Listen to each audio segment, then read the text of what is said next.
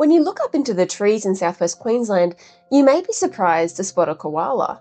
Typically considered to only be found in areas of higher rainfall, such as the east coast and further south, to some, it may be surprising to learn that koalas are actually still present right across southwest Queensland. To others, these iconic Australians are just part of the landscape. Our new koala project, Ensuring Thriving Koala Populations in Southern Queensland, is now well underway, with landholders already on board and tackling some of those major issues we identified in the past. Recently, Southern Queensland Landscapes ran a project that investigated the existing records of koalas still in Western Queensland. We worked with landholders and the wider community in areas around Quilpie, Augathella, Adavale and Yulo to determine how abundant the surviving koala populations were, what condition they were in, and where the greatest concentrations were. We focused on understanding what assistance landholders wanted to support these colonies and how best to incorporate koalas into their property management.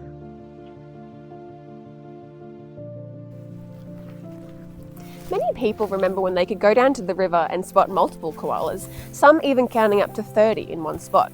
Now, a koala sighting is more rare. Perched up in a tree or crossing a road late at night, these fluffy fellas can be hard to spot. But have we lost koalas, or have we just forgotten to look up?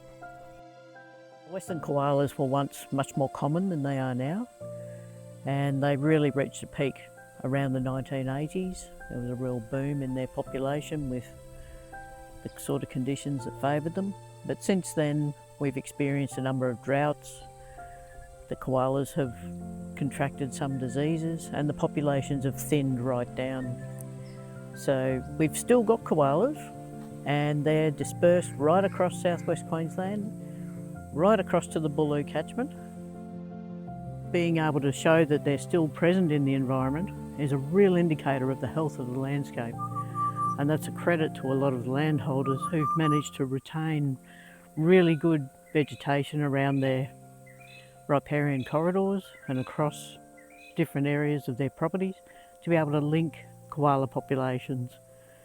And trees like this one that provide such benefit to paddocks and to holding riverbanks together and providing shade and pastures are a real indicator of good management.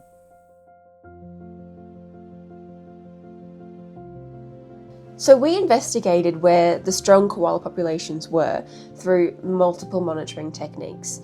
These included wildlife field cameras and acoustic recorders in areas that showed koala signs so we could capture that activity. Those signs are scratches on trees where the koalas have climbed up and down, scat or droppings, and of course we're always looking for those key tree species. And when you see a lot of activity around one particular tree, it's a good indicator that that's what we call an ice cream tree, which is a really palatable and favoured tree by the koalas in that area. Records from locals who had seen or heard koalas also helped us broaden our knowledge.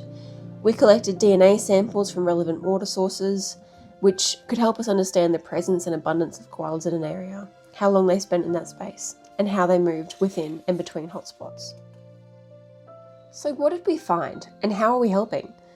Through this new Ensuring Thriving Koala Populations project, we are currently working to improve koala climate resilience, habitat condition, and threat reduction. To do this project can provide support to landholders to control pests, weeds, and improve fire management, all of which not only benefits the koalas and their habitats, but also the function and productivity of the properties involved. We're also providing support for the construction of simple koala bridges, which allow the animals to cross exclusion fences and access other infrastructure like troughs. For me, if I want good grass in winter, some of my best pastures under those trees, the same trees that koalas live in, where it's in winter where it's frost protected. In summer it's the cooling, the shade, and the wind and heat protection, plus the nutrient cycling. But if I let those trees get out of balance, or if I let the grass get out of balance, I either have hot fires or I have trees too thick that the trees aren't healthy anymore, and then the koalas can't live there. So it's finding that right balance in the landscape. It's that same balance that I need for good productivity with livestock is the same balance that will promote koalas. So ultimately, we're hoping to support the existing and future generations of these koalas and ensure they're surviving and thriving well into the future. If you'd like to get involved in this project or find out more, please visit our website at sqlandscapes.org.au or come in and see us at our offices and explore your options for protecting koalas in your area. Southern Queensland Landscapes is proud to partner alongside our fellow Queensland Natural Resource Management programs to deliver 2 projects under Queensland Government's $117 million Natural Resource Management Expansion Program. We're partnering with land managers to ensure and protect Southern Queensland waterways through grazing management and to ensure thriving koala populations. We thank land managers for this partnership and look forward to delivering on-ground works.